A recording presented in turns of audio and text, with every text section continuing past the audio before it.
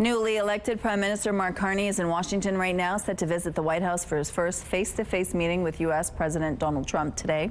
Trade tensions and security will likely be top of the agenda, and Carney says he will be working to get the best deal of Canada during the meeting. Joining us now from the Manitoba Chambers of Commerce is Chuck Davidson. Good morning, Chuck. Good morning, Michelle. Now, it's been a week since Mark Carney took over officially as Prime Minister, and he's in Washington this morning as we speak. What do you hope to see happen there today? Well, I think what we're looking to hope to see, and I think, one, it's a good sign that within his first week in office that he is doing a visit like this, because I think there's a recognition about the importance of that Canada-U.S. relationship. And I think it's one that has been strained over the course of the last 3 months, simply because it's been a one-sided conversation. We've been listening a lot to what President Trump has been saying, and we haven't really had a response yet from the Canadian government. So I think the hope that we're hoping for today is there's a reset. And there's a reset in terms of what that relationship is going to look like, that we've got a better understanding in terms of what President Trump is looking for. But at the same time, I think we need to have a conversation about the importance of that relationship. And I would expect what Prime Minister Carney is going to talk about is exactly that, in terms of how long we've had this relationship, the economic benefit that's existed on both sides of the border, and how both countries have benefited as a result of that, and the importance of this relationship continuing.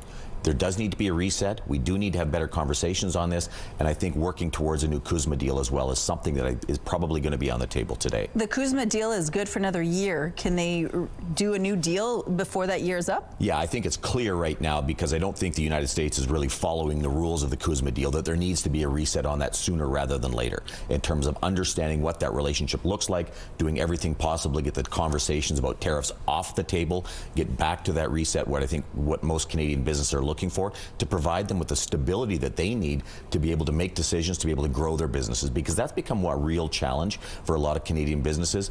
They've been so reliant on the United States for so long. If you look at Manitoba, for example, we do about 72% of all trade is with the United States. $18 billion on an annual basis from Manitoba companies is with the U.S. That's been a strong relationship for a long time, but it's one that's been challenged over the last 3 months, and it's got businesses thinking, do we need to start going somewhere else?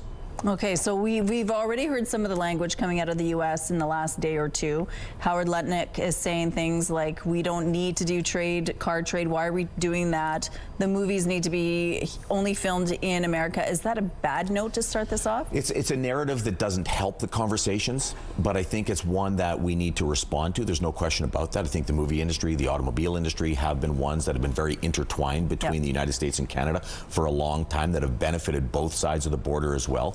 And I think when we talk to our counterparts in the United States, they also see the importance of that relationship, and it's one that has worked well for a long time. And so it's going to be interesting in terms of what that narrative is, and the response from Carney on the narrative that Canada is going to send as well. And I think part of what we're looking at the same time is that what we've really been having a conversation on is, how do we become a little bit less reliant on the United States? How do we look at other opportunities, trade opportunities? How do we look at interprovincial trade barriers, to look at some of those barriers within Canada to make us a lot more self-sufficient? And so those are some of the things that I think the Canadian government has been focused on. Provincial premiers, absolutely, and the business community as well. Chuck, thanks for your time today. Always a pleasure.